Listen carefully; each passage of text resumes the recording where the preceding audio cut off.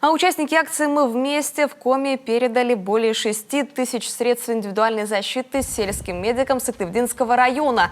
Это более 5 тысяч масок и более 1 тысячи перчаток, а также 4 коробки бумажной санитарно-гигиенической продукции. Помощь получили расположенные в селе Выльгород отделение скорой медицинской помощи и расположенный в селе Пашга детский санаторий «Лозы». Напомню, на его базе в период эпидемии создан детский обсерватор. Средства индивидуальной защиты нам всегда очень нужны. Мы всегда будем благодарны любой помощи нашего персонала, нашему коллективу. От себя лично и от всего коллектива санатория выражаю огромную благодарность всем тем, кто оказал нам помощь, в том числе волонтерам-медикам, за то, что помогает нам в трудную минуту.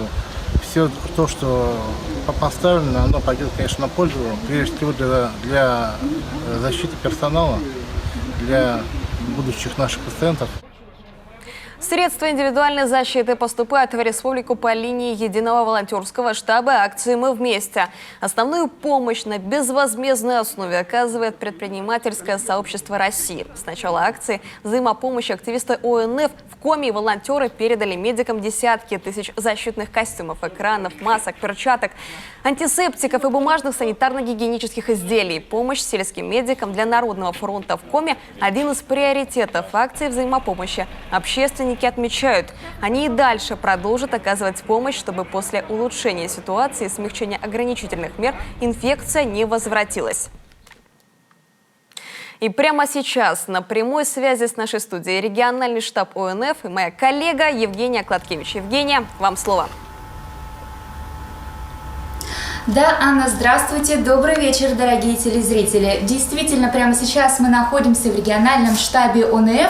Как вы можете заметить, за мной множество коробок. В них находятся сотни различных средств индивидуальной защиты. Это и маски, и защитные костюмы, и антисептики, и перчатки, конечно. Все это в скором времени будет отправлено по республике Коми. Примечательно, что приоритет в распределении будет делаться в пользу сельских поселений. Прямо сейчас со мной находится глава регионального исполкома ОНФ Республики Коми Елена Иванова. Елена, прежде всего, конечно, хочется сказать огромное спасибо за ту помощь, которую вы оказываете в рамках акции «Мы вместе» в период пандемии. Скажите, пожалуйста, сколько СИЗов уже отправлено и сколько на подходе? На сегодняшний момент отправлено уже десятки тысяч СИЗов по всей республике, в первую очередь для волонтеров штаба «Мы вместе». И, конечно, те остатки, которые имеются сегодня у нас в офисе, мы направляем в медицинские учреждения, которые находятся на территории республики Коми. Поставки эти мы осуществляем как железнодорожным транспортом, так же и автобусным сообщением. Какие-то развозим своими средствами. Приоритет в распределении делается в пользу сельских территорий. Почему? Ну, на сегодняшний момент мы делаем приоритет по сельским территориям, хотя изначально, конечно, мы оказывали помощь в центре города Сыктывкара всем больницам, которые находились на пике коронавирусной инфекции.